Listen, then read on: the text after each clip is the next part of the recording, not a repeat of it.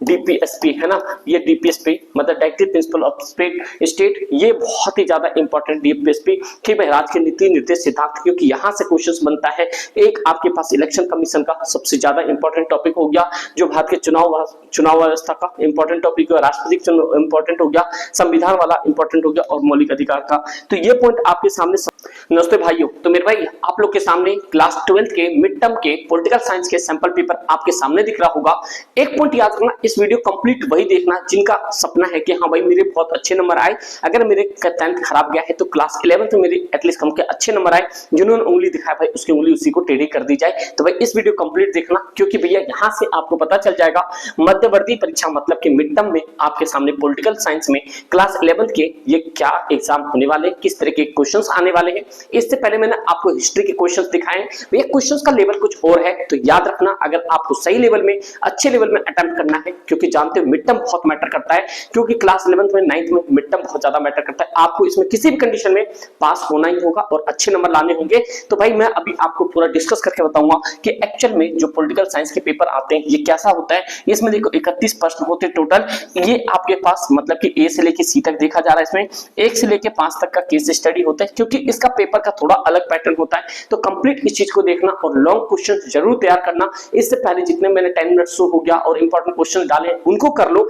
तो आपका mid term बहुत अच्छा चला जाएगा। तो अब इस वीडियो को कंप्लीट देखना टिल द एंड, आपके सारे डाउट क्लियर हो जाएंगे। हिस्ट्री का ऑलरेडी अपलोड है।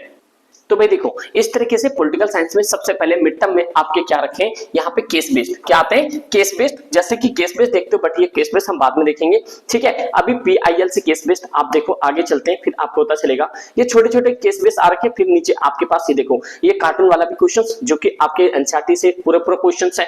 फिर आपके सामने यहाँ से क्या 1 से 6 तक दिए गए, आपके पास क्या एमसीक्यू है, क्या भाई यहाँ पे 6 से लेके 12 तक क्या दे रखा आपको, बहुविकल्प प्रश्नों से एक सही देना, एमसीक्यू दे रहे हैं। संवैधानिक उपचारों के अधिकार के अंतर्गत कितनी प्रकार की याचिकाओं का जिक्र किया जाता है।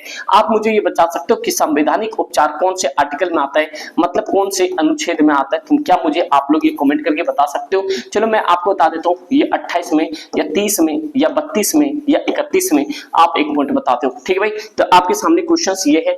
अब ज्यादा मतलब कि सिरदर्दी नहीं है भाई, क्वेश्चंस में आपके लिए इजी क्वेश्चंस है, बट मैं आपके सामने लॉन्ग क्वेश्चंस। और भाई एक पॉइंट देखो, ये जो क्वेश्चंस है, ये जो आयु जो है 21 साल से घटाकर 18 साल कर दी गई थी, ये भाई ऐसे पॉलिटिकल के क्वेश्चंस है, एवरग्रीन क्वेश्चंस है, जो आपके एग्जाम में आना ही आना था। अभी गवर्नमेंट जॉब का एग्जाम रेलवे को, वहां पे भी क्वेश्चंस आया है एनटीपीसी में। तो अगर आप लोगों ने भाई देखो ऑफलाइन में तो सारे चीज करवा दिया है, अगर आप लोग को नहीं पता तो क्या कमेंट करके जरूर बताना कि भाई आपको शुरुआत से सारे चैप्टर वन शॉट दे दिया जाए।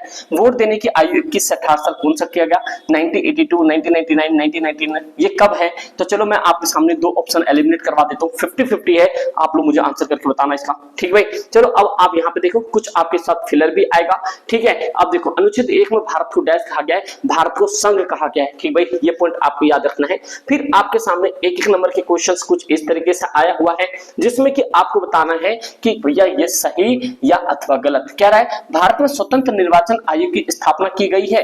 अब भाई आप बताओ भारत में स्वतंत्र निर्वाचन आयोग है, इलेक्शन कमीशन है या नहीं है। अगर कौन सा इलेक्शन कमीशन का कौन सा अनुच्छेद है जिसमें भारत के संविधान के अकॉर्डिंग इलेक्शन कमीशन को उसमें रखा गया है। अभी वैसे भी आप जानते हो क्या न्यूज चल रहा है, 42वां संविधान संशोधन क्या 1978 में हुआ था। क्या आप लोग को बताएं कि 42 अमेंडमेंट जो 42वां संविधान संशोधन हुआ था, जो आज तक के संविधान का सबसे बड़ा संशोधन माना जाता है, उसे छोटा संविधान भी कहा जाता है, ये 1976 में हुआ था, ना कि 1978 में। तो मुझे क्या बता सकते हो कि 1978 में कौन सा संशोधन हुआ था, इसमें से क्या चीज को रिमूव किया गया था, ठीक भाई। अब आगे चलते भाई, इसमें आपके सामने फिर से आपके पास संक्षिप्त में उत्तर लिखना है, केंद्र सूची की 2 चीजें बताना है, भारतीय संघवाद के नाम से जाना जाता है। अब जो इंपॉर्टेंट चीज है आपके 2-2 नंबर वाले क्वेश्चंस, 2 नंबर वाले क्वेश्चंस ये आ रहा है, सामुदायिक विकास कार्यक्रम क्या होता है, राजनीतिक सिद्धांत के परिभाषित कीजिए, स्थानीय स्वशासन त्रिस्तरीय बताए, न्यायपालिका की स्वतंत्रता को संविधान द्वारा किस प्रकार सुनिश्चित किया गया है, सब कुछ लिख दो भाई ये 4 इसमें। फिर कह रहा है एक सदन या द्विसदनीय विधायकों क्या अंतर होते हैं, संसद की स्पष्टता बताए। अब क्वेश्चन का लेवल देखो वैसा क्वेश्चंस नहीं है जो पहले आपके सामने क्वेश्चंस पेपरों में आते थे। संवाद की मुख्य विशेषता क्या होता है, इसमें अनुच्छेद 257 के संदर्भ में क्या क्या दे रखा है। भाई मैं आपको ये चीजें ओवरव्यू करवा रहा हूं जिससे कि आपका माइंड सेट हो जाए। और ये रहा इंडियन पॉलिटिकल मैप, आप ये सामने आपके सारी चीजें ये ठीक है मैप में आपको करवा दूंगा बहुत जल्दी। वैसे इससे पहले भी पॉलिटिकल का मैप अपलोड है, ठीक है भाई। अब 6 नंबर में देखो भारत की चुनाव व्यवस्था में सुधार के लिए क्या आप सुझाव देंगे। मेरे भाई याद रखना ये आपसे पूछा जा रहा है और वास्तविकता लिखें। और भारतीय संसदीय चुनाव में कौन सी चुनाव पद्धति अपनाई जाएगी है आपको पता होना चाहिए। दो चीजें और वेरी वेरी इंपॉर्टेंट मार्क कर लो, क्योंकि ये देखो ये ऐसे क्वेश्चंस हैं 6 नंबर वाले में जो हमेशा एवरग्रीन क्वेश्चंस है क्लास 11 के, आने ही आने हैं, चाहे कोई भी इधर से उधर हो जाए, वो तो मैं आपको इंपॉर्टेंट बताऊंगा।